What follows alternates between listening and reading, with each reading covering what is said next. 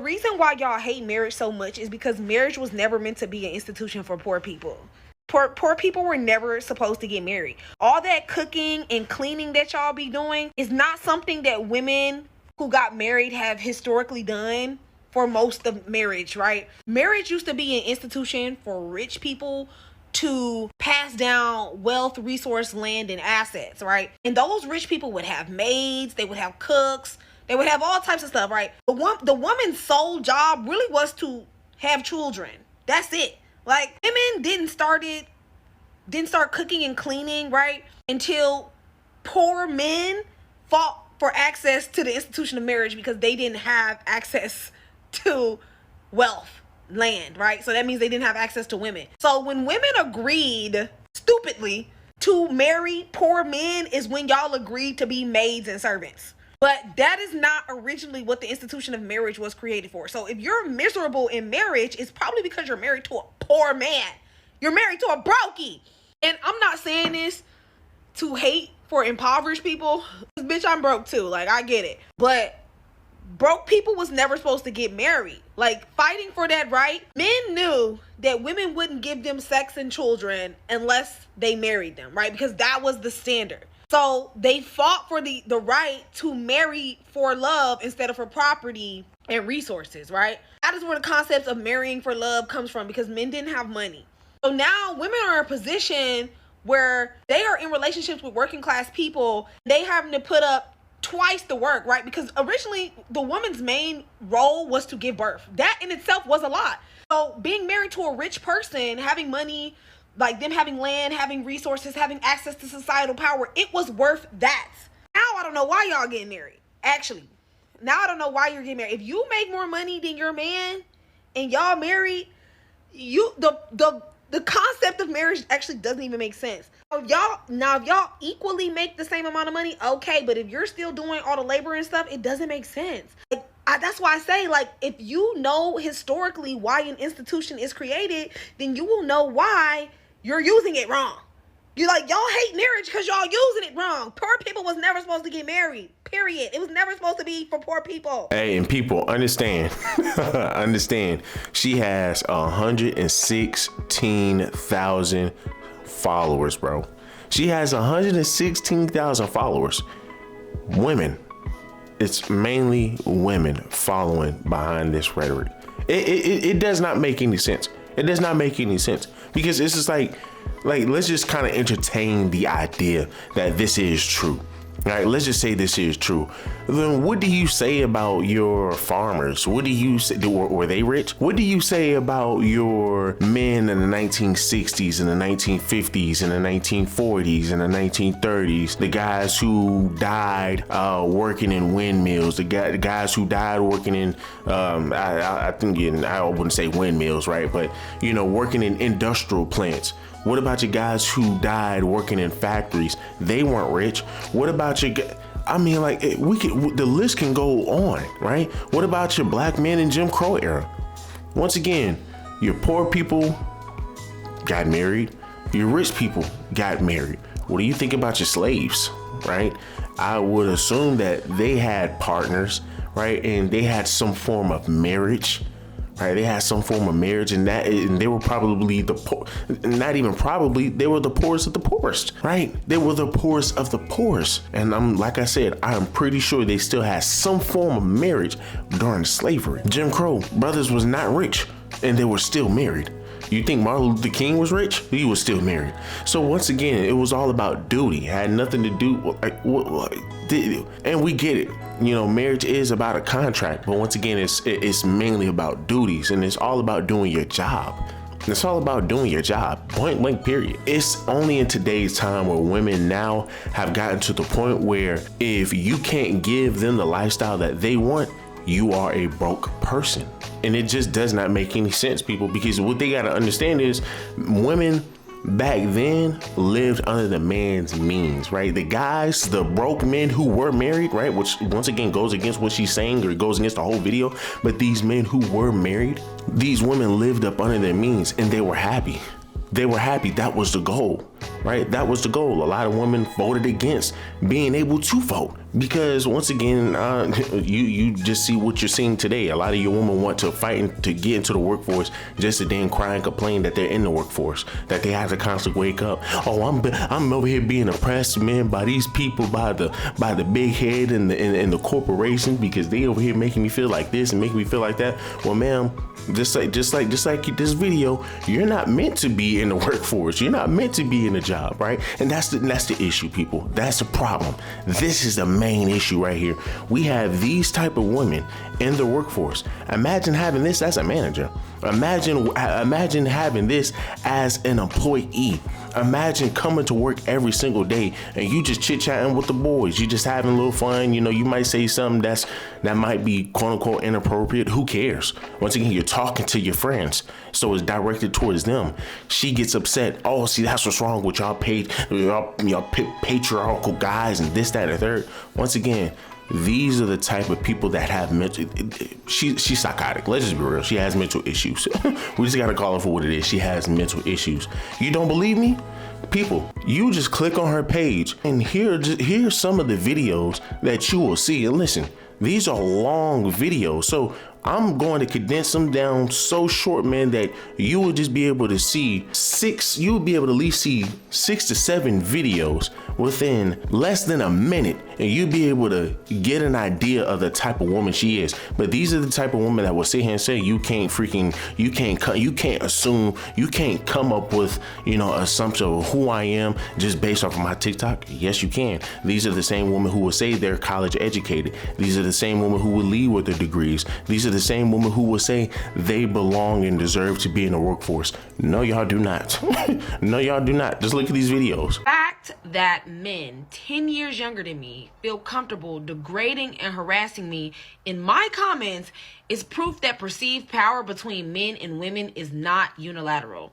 The perceived entitlement points to a power imbalance that transcends age. Men are socialized to believe that they possess a form of control or authority over women. I'll not see how commenting under every last one of my posts, trying to force me to address a situation that has nothing to do with the video at hand, is a form of harassment and coercion. See, this is why you can't convince me that men actually understand the severity of harassment and coercion, because here y'all are harassing me and coercing me. Take back what I said about Tylil when I didn't answer the way that y'all see fit.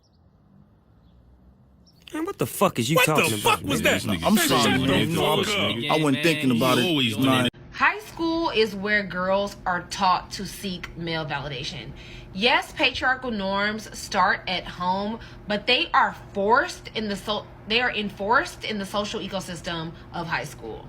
And it is cemented through that social terror and cruelty that boys perform every day in the school environment. The reason why male streamers are so popular amongst young men is because it simulates the pack and pressurized hierarchy system of high school that no longer exists in the real world once you're an adult, right? High school is a forced social system that emphasizes hierarchy and social status. It's essentially one big popularity contest used to enforce patriarchal norms, white supremacy, and beauty standards, right? Y'all can't tell me, man, that's not somebody who has mental issues. And listen, let's take it a step further, right? Let's just take it a step further, because this is exposing the sisterhood. This is exposing most of your black women. This is exposing most of your women in general, how most of your American women think. I'm talking about most of your American women, not just sisters, right? But of course, it could attribute to your sister because we're constantly just doing a bunch of TikTok videos of sisters who are spitting the same rhetoric. We've all heard about this situation with Tylil, right? Where he is falsely accused of rape, right? And this is pretty much the woman who falsely accused him. And it doesn't matter how I dress, you guys know I'm asexual. I keep my body to myself for a reason. I am a temple. I do not share myself with people, especially if I don't know them. Y'all thought I was asexual before. Stop acting like y'all don't be. Y'all know y'all be. Once again, guys, as I've always stated, any black woman that is wearing blonde hair or wearing a blonde wig, wearing blonde weave, that they are a red flag. They are combative, and they are the worst ones to deal with. That is just a fact. I'm sorry. You can fight, you can argue with your mama about it, but that is just a fact. When you look at Cardi B, when you look at Megan Thee Stallion, when you look at Lotto, when you look at Glorilla, when you look at all of those sisters, man, a lot of them wear blonde hair, and look at how they are acting in society today. So you look at this woman who falsely accused Tylil of rape. You see what she is doing, right? So Tylil, he had to go ahead and he had to defend himself. Jourdin, you deleted the messages. I got them. So now let me give y'all some more evidence that my legal team had to approve, because the first thing I did, instead of coming to speak to the public, let me go speak to my lawyers, because SA is not a joke, and I sympathize for any real victims out there. For any real victims that has been through some shit like that, I really sympathize for you. Next. Boom. Jourdin texts me right here. She said, "What you doing?" Jourdin sends a question mark. I don't know if you text me or not, but my phone is clicked. I can't see her do nothing. Jourdin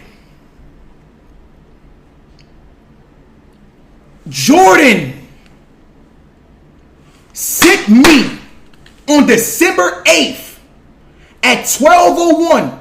This is in the noon. Jourdin sent me a upside down smiling face. After she sent the upside down smiling face, she sent the Zelle request. Let me show y'all. Follow me, chat. Are y'all following the timeline? Because I'm only gonna come up here one time and say this. Jourdin, all of these messages came on December 7th. All of these messages is at December 7th. The Zelle request is at December 8th. This smiley face, she sent this smiley face, right? Boom. Then she sends the Zelle request at 12:19 p.m. After she sends the Zelle request, she realized I was not paying it. Once Jourdin realized I was not paying it, Jourdin sent me this. You see this meme right here? Me giving him his last warning before I show him who I really am. Let me make it bigger for y'all since y'all can't read. Boom. Me giving him his last warning before I show him who I really am. What? So once Jourdin realized I was not paying her $2,000, she sends me this. Me giving him his last warning before I show him who I really am. And guess what she did? She showed me who she really was and showed you who she really was. Came to the internet with false allegations, lied on my name. So the man defended himself, and he pretty much proved his innocence. He proved his innocence. But guess what, right? Guess what? This is the video that this chick made. This is the video that this chick made in response to Tylil. Dollars. If I was extorting a nigga, matter of fact, come see me. Matter of fact, my brothers is on the way to come see you. I should have sent niggas directly over there if you want to play dirty. Because I knew where you was at. I could have sent niggas direct. People don't play about me in real life. I could have sent niggas directly over there, but I didn't. I was being nice, like I always am. Being nice, playing it cool, playing it cordial. For what? For a nigga to come on here and flip the story, fake timestamps, and clip in the fucking full video? He said, "Why are you crying?" I said, "Because I don't have sex. I don't do shit like this. I never had a one-night stand. And it's a one-night stand?" I asked him that verbatimly. I don't got nothing to lie to y'all about. I don't even gotta prove shit to y'all.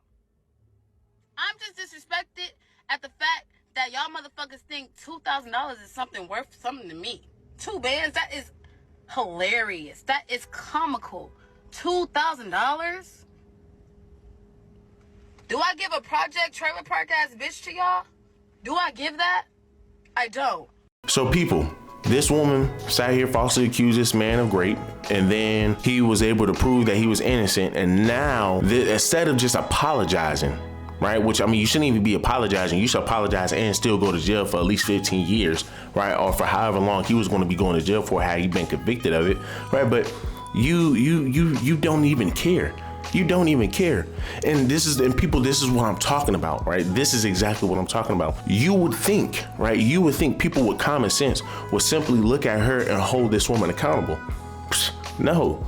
Right? Welcome to our sisterhood. Welcome to the women. Welcome to your college educated woman. Welcome to your women who claim to be more mature than men. Welcome to your women who claim to have it all figured out. Right? This woman said she was not apologizing for making a video about Tylil and saying that this guy is a rapist, right? Because I'm pretty sure she went ahead and said, oh, this is the issue with men, this, that, and third. Look at the video. Everybody wants me to apologize to Tylil. I'm gonna let y'all know right now, I'm not apologizing to nobody. Because he sound like he lying through his teeth if you ask me. Tylil claimed that he didn't have Jourdin's phone, that he didn't coerce her to go back to the hotel. He didn't entrap her back to the hotel. But if that's the case, then why did you give her a ride to the hotel in the first place? He said he offered her a ride back to her house after they got to the hotel. Why not offer her a ride back to her house at the streamer after party? He said that she asked to use the bathroom upstairs. Why would she ask to use the bathroom upstairs when there's a bathroom in the hotel lobby? If your intention was always to give her a ride home, why have her go upstairs in the first place when she could just use the bathroom in the hotel lobby? In Jourdin's side of the story, she said that Tylil had his hand on the back of her head and she started boo-hoo crying, and that's when he stopped, right? And he was recording her. That seems to match up with the video that he provided. She's clearly drunk as fuck in the video of him recording, and she's literally regretting it. She's like, I've never had a one-night stand in my life. She said, we still gonna talk, we gonna be friends. That's literally what he said in the video. Oh, it's not a one-night stand if I talk to you again. That's literally what he said. So how do we know that before the start of that video, he wasn't trying to record a sex tape of her?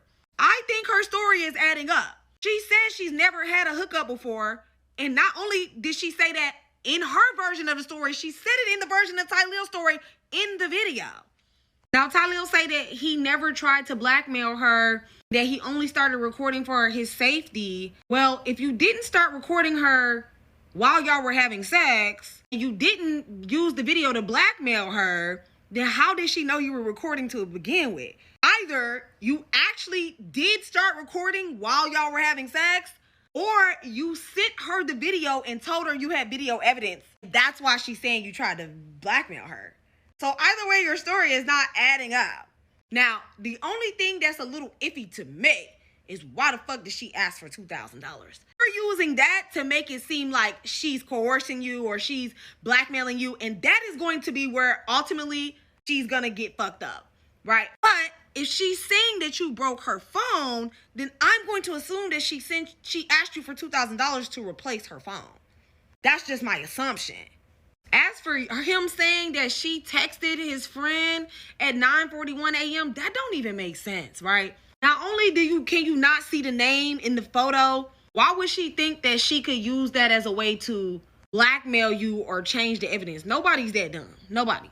But as for them last two messages that she sent him, in the messages, she says she never lied, that she's never did anything for clout. So to me, it seems like she telling him that she's telling her truth. Why would she send you a message talking about God, saying that she's never lied, she's never done anything for clout, all she wanted was an apology, she didn't want to ruin your career, if that wasn't the case? Y'all make it seem like it's something wrong with sexual assault victims not wanting to go to the police, go through the court case, being smeared through the internet. That's a lot on victims. Like I've said, sometimes the public humiliation of it all is worse than the sexual assault, right? But when you want to fight for your dignity, you want to feel some type of respect out of the situation, you're going to do something. And that's what she did. She told her truth. I don't care. I still don't believe Tylil. I believe Jourdin. To me, more facts about her story add up than his. She said she started crying. He stopped.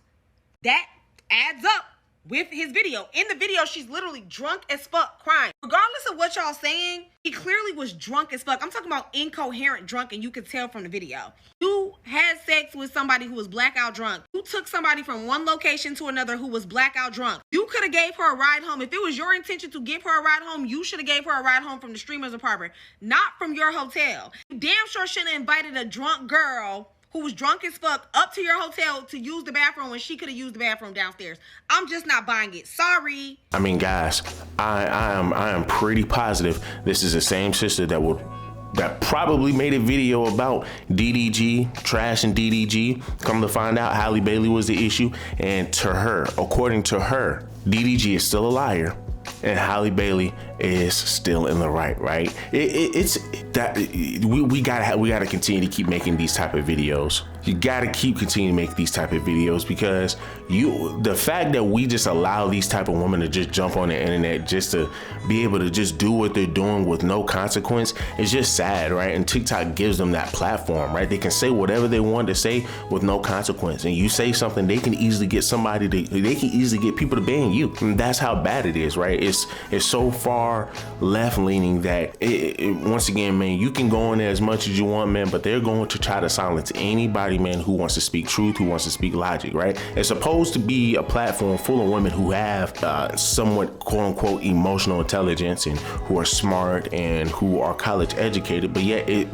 once again, when you look at these story times, when you look at the stuff that they do on TikTok, it says otherwise. It says that these women are not somebody that you would want to deal with. These women are unhinged. These women have psychological issues. Let's just be real, right? Let's just be real. This one has mental issues, right? I mean, granted, she got a great body, and once again, she's only good for one thing and one thing only: smash and dash, and that's it. I'm sorry, but that is it. There's nothing that you could get out of this girl. There's nothing that you could squeeze out of her. And these are the type of women that will sit here and say all women are 10s, all women deserve love. I'm sorry, sis, but you're definitely not going to get it. You're definitely not going to get it. And these are the type of women that will then cope once they hit their 70s, their 80s. Hell, let's go 40s, right? These are the same type of women that will cope in their 40s, 50s, 60s, trying to figure out why they can't, or why they couldn't never get the right man. Right, and it's just sad because once again, it's just like y'all are pretty much digging yourselves your own hole. But I mean, hey, you continue to allow these sisters to talk and let them keep piling up, messages and creating videos of them just shooting themselves in the foot. And all you're doing is just proving our point as to why our sisters are the least desirable, because we have these things running around in our community. But look, guys, do me a huge favor, man. Leave me a like, leave me a comment, subscribe to the channel. Till the next one.